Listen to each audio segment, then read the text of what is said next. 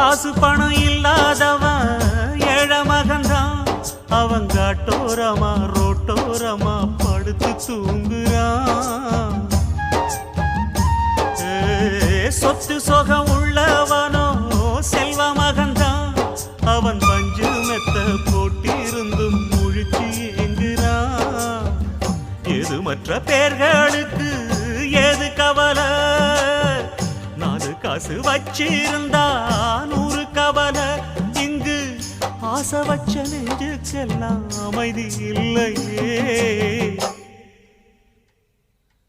என்ன வேலை அது என்ன வேலை, மன நிம்மதிதான் இங்கு என்ன வேலை. எந்த கடை அது எந்த கடை, அதை விற்கிறது இங்கு எந்த கடை.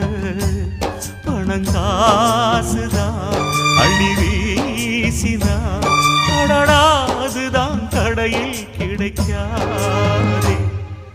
என்ன வேலை அது என்ன வேலை, மன நிம்மதி